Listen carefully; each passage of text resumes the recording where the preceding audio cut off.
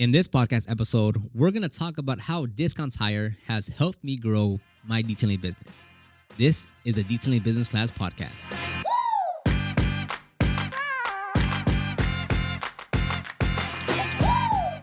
And before we start this episode, I do want to give a shout out to our sponsor, Jobber. Now, we've been using Jobber in our business for almost 4 years now. This is a software that basically runs our entire business. And before Jobber, so let's say 5, 6, 7 years ago, it was a much different process. I was manually inputting all the customers' information in something like Google Sheets or a Google Calendar. And don't get me wrong, when you're just getting started, a free resource like that is fine. It's going to get the job done. But as your business grows and you get more customers and you have a lot more things going on, it really helps to have a more robust, organized system to keep track of everything.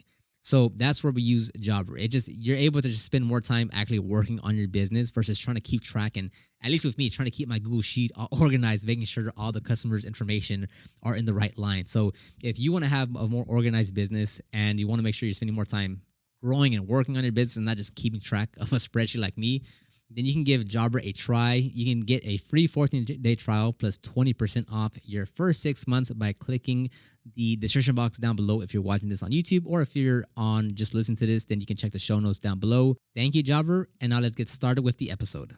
And welcome back to another podcast episode. Actually, this morning we went to go detail a GX480, I believe, out as a mobile job. So we just got back. So my body temperature is actually pretty hot right now, but we are ready to go because we missed last week's. Well, we uploaded a podcast episode on Tuesday, thinking I was also going to upload one on Thursday, but we missed Thursday, and now we're back to uploading another one on hopefully Thursday because I'm shooting this the day before it's supposed to be published, and that's actually a big pet peeve of mine. Of like I hate it when we have to like shoot, edit, and publish everything within 24 hours. I like being ahead of time, so. Typically and I said this in another episode where like if we can, it helps out a lot when we shoot like 4 episodes at a time. That way for like a month we have enough content that we just got to edit and publish versus shooting it. Anyways, thank you for being on this episode. Here we're gonna talk about how Discounts Hire has helped me grow my detailing business. So, of all the places I've ever worked, from like Tutti Frutti as my first job to some marketing agencies to working with another detailer. Of all the places, Discounts Hire is by far where I learned the most about operations, systems, SOPs.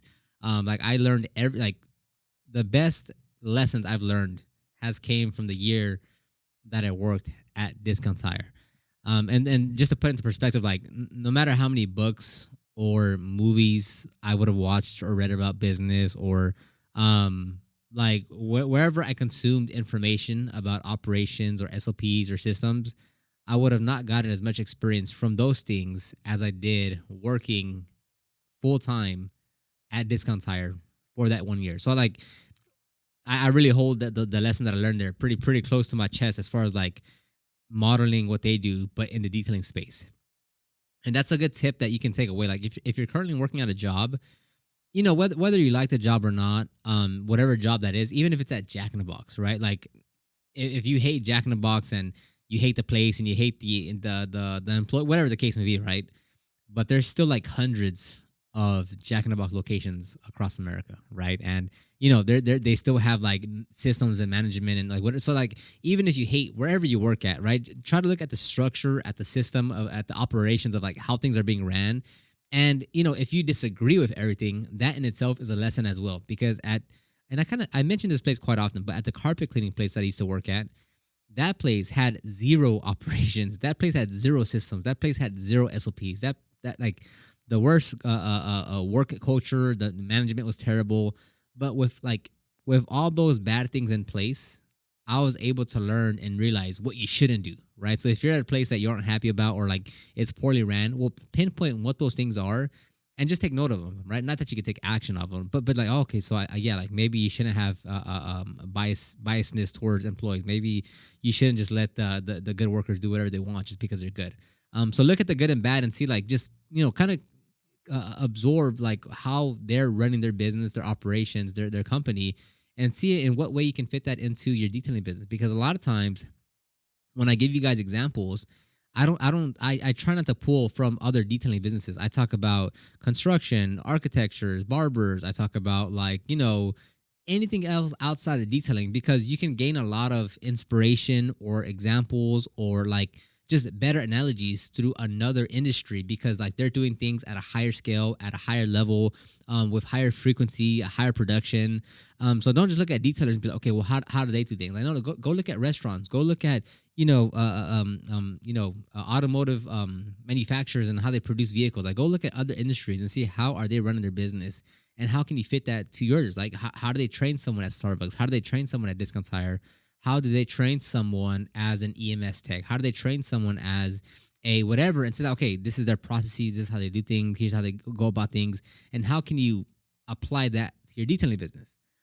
Um, so that's kind of how I think about Discount Tire.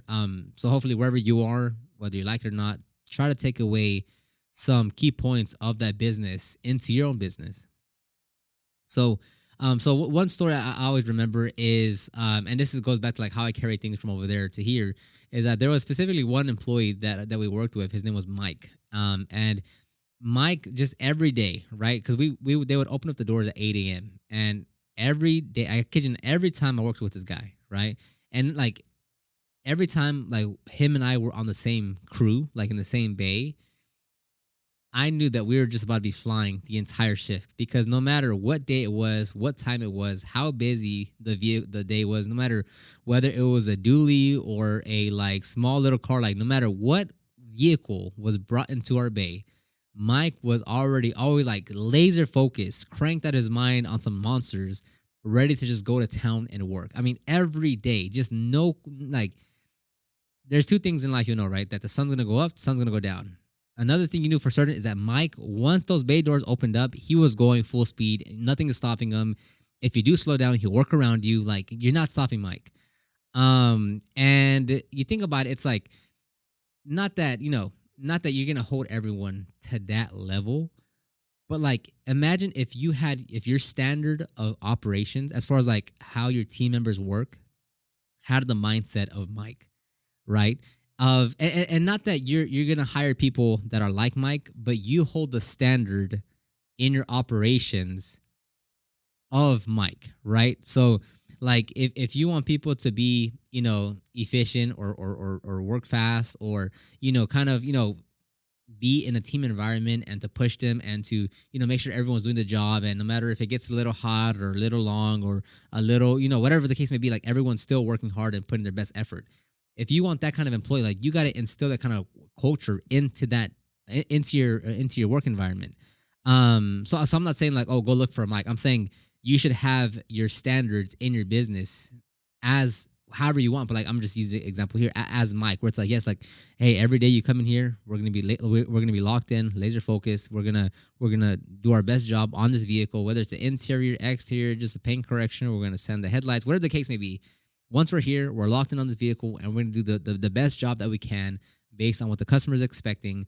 That way, the customer is satisfied, happy, and they'll refer us somewhere else. Like that. That's the main goal of what we're doing here. So having that kind of mindset, that kind of baseline or that kind of expectations of your team is very important, right? Because you can also contrast that to other places that I worked at, like the carpet cleaning place, and it was the complete opposite of that, right? Like no one really cared about their job.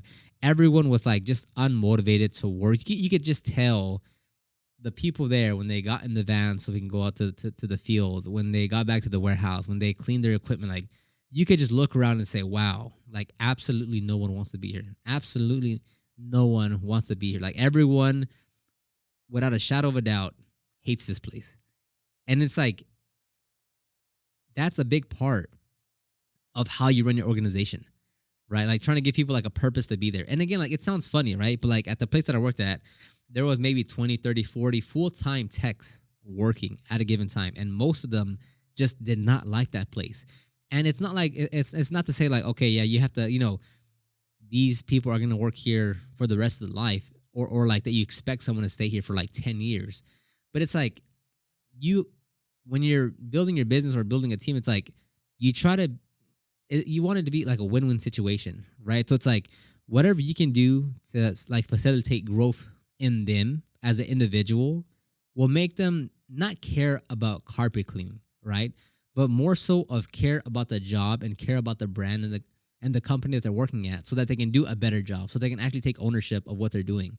So it's not like saying you have to go and find someone that loves detailing, that loves cleaning cars, and that they have to be passionate about it. Like that's not what you're looking for. What you're looking for is someone that it like understands your vision, that wants to see a small company grow, and that they believe in what you're saying and believe in you, and that they're willing to work hard and put in the effort because they want to see you succeed, and because they believe in you and they have confidence in you, they're going to do their job to the best of their ability. Again, it's not saying they love detailing or they're passionate about detailing. It's that you instill that kind of vision and that kind of work environment or that work culture within your team. So another thing that I took away from them is their actual, so like the way it would work is that you had a, I think I forgot what their official name was, but you had just techs. And this was a person that would just change tires, right? That's the entry level positions that you had. From there, the next step would be just a crew chief. So you're managing like an entire team or like a bay of techs. So a tech, for the most part, would literally like they don't talk to the customers. They just take the tires off, change them, put them back on, right? They do the grunt work, so to speak. The crew chief is the one that goes and gets the vehicle from the parking lot, brings it in to the bay. They they go over the work order with what they're gonna get. So they tell the techs, hey, like pull off the front tires, rotate the rear to the front, and we're gonna put tires obviously in the rear tire in the rear wheels. And then the crew chief would also go and pull the tires from the stock and put it in at the bay so the techs can use those tires. So although the crew chief still did detail, they would change tires. Their main priority was put in the vehicle, turn in the vehicle to the customer. So when they'll pull the vehicle to the front and say, "Hey, is Oscar here?" And then "Hey, I'm here." And then "Hey, we changed all your tires, yada yada yada," and they're on their way. So they pull the vehicle, deliver the vehicle, and talk to the customer, tell the techs what to do, and then pull the tires from stock. And then that's actually why we have the position here called the crew leader. Over here they have crew chief, over here we have crew leader, where you're still detailing, but you're now in charge of like an entry level tech, entry level detailer, and you'll talk to the customer, you accept payment. So that's where that kind of came from.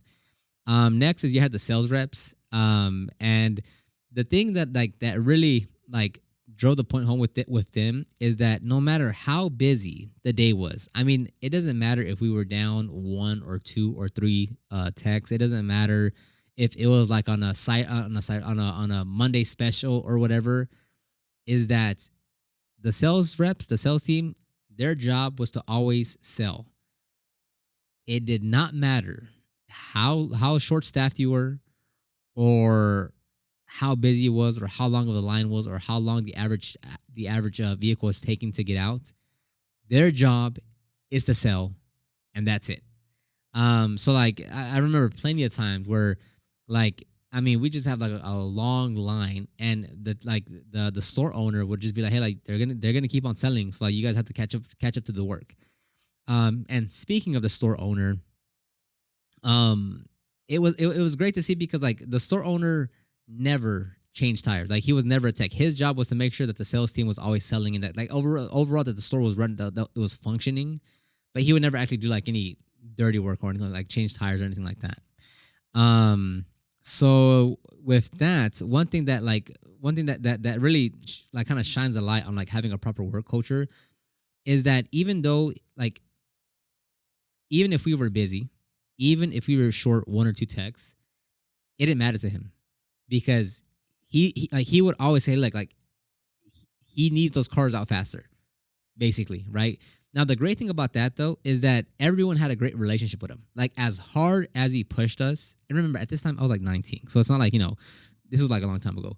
But as hard as he made everyone work, right? Like if you were there at his store, right? I don't know about any other discount tire location, but if you were at where he was at, you would work. And if you weren't a hard worker, you would not be like we'd see people get fired because they just didn't have that kind of tenacity to work hard. But everyone had a great relationship with him, right? And he for it being Discount Tire, like a big franchise, he took care of his team, right? Like we would do like he wouldn't do it often, but like he would like to grill. Not him, but like he would be like, hey, does someone want to grill on a Saturday or something? He'd go and like buy like breakfast or like buy Chick-fil-A at random times. And again, not like he did that too often, but like you could tell like he would send someone to go get food, or he would like so you could tell like there was some effort on him to make sure like, hey, like you guys are good. And yeah, so like with that kind of boss, so to speak, well, he was the boss. Everyone was willing to work hard, and when he said, "Hey, you guys got to push harder," everyone would push harder because we understood the boss man, right? We understood like what he wanted and what his goals were, and that's another thing. Like he was very transparent with what he wanted to do, right? Like he's like the store that he took over wasn't doing the best, and they put him there. So hey guys, like the store for the last like 3 years has been under performing. So that's why I'm here, and this is what we need to do, and here's the goals that I have, and like here's how we're gonna change things up. So he was transparent. He let us in on the goals. He would say like, hey, like guys, like if you guys want to get paid more, like we got to perform better, and just very transparent. He set goals, like it just overall like a great boss to have, especially at such a young age, to see like what like you could just look around and say like, okay, people actually want to work. And again, no one cared about changing tires, right? No one wants to stay there for 25 years changing tires. But you could just tell, like, okay, Jason, hard guy, he'll put some pressure on you, but overall, he's looking out for his team. So it was great to see like the transparency of like, okay, like we see what he wants, we see his goals, we see why he's here. And everyone kind of, I don't want to say we all like, got behind him and like we were like, yeah, let's get after this. But there was a distinct difference between like having that kind of environment where boss man is telling you what he wants and like what the goals are and looking out for you, versus like at the carpet cleaning company where like there was no transparency, there was no reason ever given about why they're doing things. They would always just trying to like kind of use the hammer to set their own rules, and like so a very big contrast between the two. So again, applying this to your business is that like if you do hire someone, it's like are you involving them in the business, right? Like even if it's just one person, it's like, do they know why you're doing things? Do they understand the goals, the vision? Do they understand why they're there? And I know it sounds funny, like, but even with just one other person in your organization, like it makes a big difference to make sure that they're happy, that they're aligned with you, that they understand the vision and what they want to do. Because if you don't take it serious with one person, you can't wait till your team is 5 people to be like, oh, maybe I should be transparent. Maybe I should share the goals. Like that starts with just one person. Even if it's someone that you're paying cash part-time, it starts right there. So, but for sure, like the biggest thing about Discount Tire was definitely the operations. So like the way it would work is, like on an ideal day, right? Because sometimes like we would be short staffed, too many cars, not enough bays, whatever. So things would go out of whack sometimes. But it would be the crew chief goes and pulls the vehicle. Actually, let me start that over. The crew chief looks at the work order and he goes and pulls the tire from the stock. And he sets the tires at the first bay because that's where the vehicle is going to be pulled in. So he sets the 4 tires on the first bay. And assuming that there's going to be 2 techs at one bay, and they're just waiting for that vehicle to be pulled in. So the crew chief is going to go get the keys, get the vehicle, and pull it in. Then the techs put I forget what they're called, but basically they put these like rubber things underneath the vehicle so they can lift it on the lift. The crew chief gets out the vehicle, he grabs the work order again, and he talks to the 2 techs. He says, hey guys, we're going to change all 4 tires. We're going to change all 4 tires and keep the passenger rear, patch that up and throw it in the trunk, right? Depending on what the customer wanted.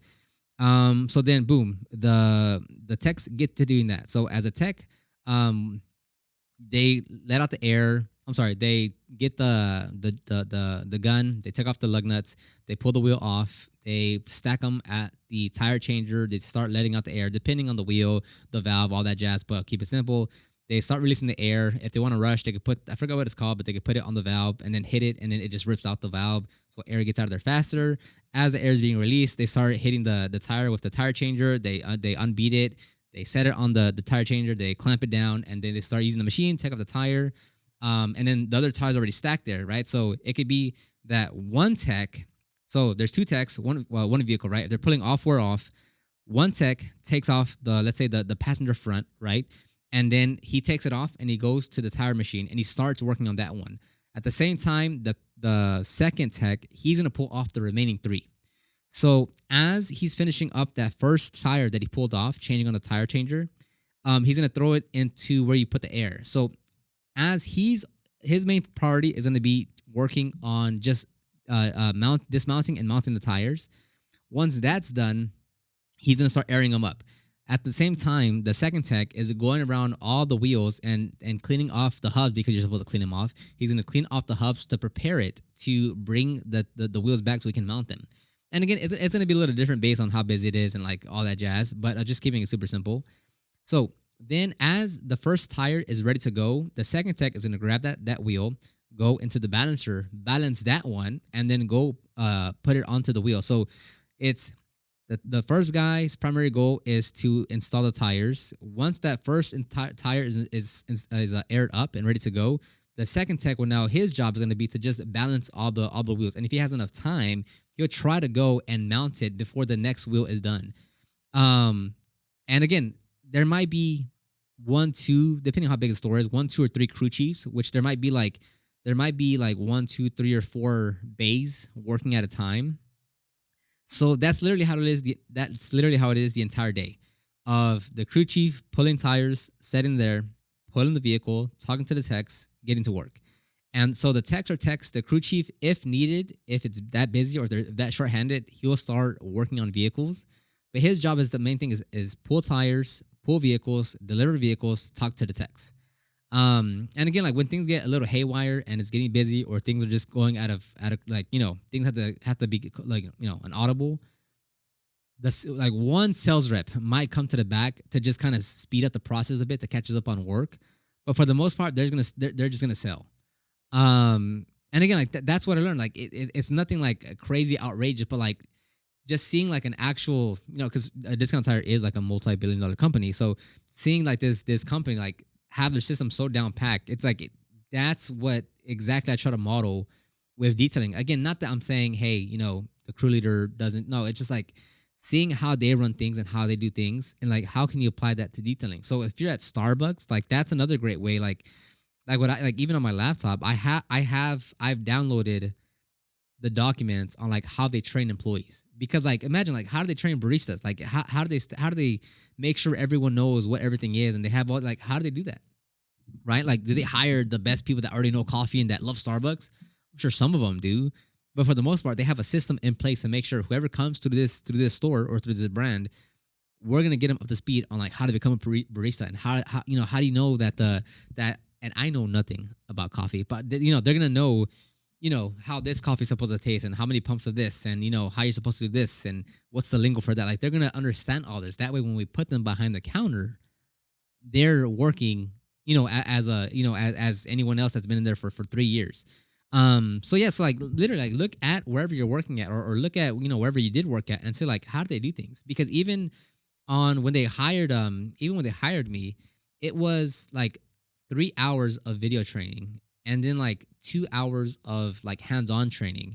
And then after that, like they kind of put you in. But even when they put you in, like they don't put you on difficult vehicles, or like they kind of understood like, okay, hey, it's gonna take time. Like we understand this, like, take your time. Like we want you to make sure you're doing it right, not fast.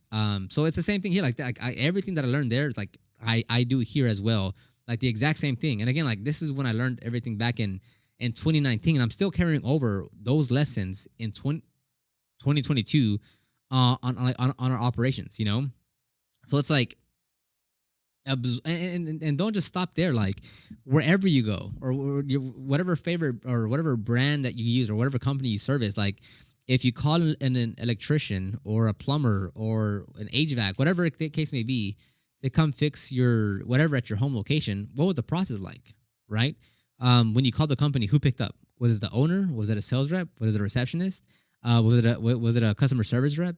When they scheduled you in, how much information did they ask about you? As far as like, did they just get your name and number? Did they get your name, number, and all these other details? And when they scheduled you in, did you get a confirmation? Did you get a text confirmation? Did you get an email confirmation? Did you get a phone confirmation? Did you already know the tech that was going to come out to your home to service your home? Did they give you a time window? Was it a specific date, right? Did they actually arrive on time? How was the experience between you and the tech, right? Did they make you sign something? Were they dressed? Were they like look at their entire process of what they're doing and just take away a little, golden nugget that you can from their operations. I mean, and that's what I always do with Lex. Like when I went to go look for a new vehicle, and I was setting up appointments to test drive vehicles. One of the dealerships, when I scheduled the appointment, I received in total, I think, 6 confirmations. It was one email, it was one text, like 3 emails. I think I got 2 phone calls actually. I got one from like the receptionist or whoever that was, and then one from the sales manager, and then 2 emails, 2 texts. It was just like they bombarded me with confirmations. Good or bad, I don't really know. But I'm saying, you look at all their processes. And then I told Lex, I was like, dang, Lex, look at this. Look, I scheduled the appointment, and then I had the live chat confirm. I had an email confirm. I had the whoever confirm. I had the sales manager confirm. I got another email confirm. Like, they're confirming 5, 6 different times for my appointment tomorrow. Right. And I was like, bro, we're doing it twice. Like, we send an email confirmation and a text confirmation 2 days and 3 days before the detail. Like, they're sending 5 or 6 confirmations in a day. So it's it just like you kind of see like how other companies are running things, and you just take some of those things that they're doing and fit them into your organization. So when I say like Discount Tire helped me grow my detailing business, it wasn't like from the marketing or the sales or anything like that. It was more so of like it was more so the fact that like on the operation side, right, of how they hired and how they trained and how they have their systems in place and how they how each position has their own specific roles, and what do having a good work culture, and how to being a good boss, and like just so many lessons that I learned from Discount Tire that I still apply to this day. Like when I'm thinking about things or systems or like our operations, like I think about Discount Tire. Which is great. Like again, like I would have not been able to have this kind of experience or wisdom, if you want to call it, had I not worked there for a year, because I had a year to like dive deep into like how things ran and like how things were and like why things were like that, and like how some employees that just don't have that mindset or that work ethic don't really last long, or how that differs from someone that just is like ready to rock and roll like Mike. And it really gave me a big insight, and it's this is like invaluable information to me. And obviously, like again, like the only way I was able to get this is because I actually worked at Discount Tire for a whole year. So again, my thing with you is that like wherever you're working at right now, if you have a day job, what information can you take away from there to apply to your detailing business? And whenever you're doing anything, outside with other businesses, whether it's with whatever business, right, entertainment, whether it's like a service, whether it's whatever, look at their operations. Like, just what was the process from you reaching out to them to you booking with them to you getting their service, whatever it is. Like, what was that entire process like? And did you like it? Did you not like it? What would you have changed? And then what can you take from there and implement it into your detailing business?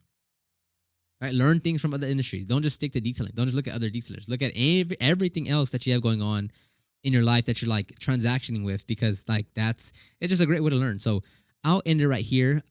If you want to download the ultimate guide to start your detailing business, if you want to check out Jobber to get a free 14-day trial plus 20% off your first 6 months, you can check all that in the show notes down below. Or if you're watching this on YouTube, you can just check the description box. Thank you very much. Hopefully you learned something, and I'll talk to you on the next one. Bye-bye.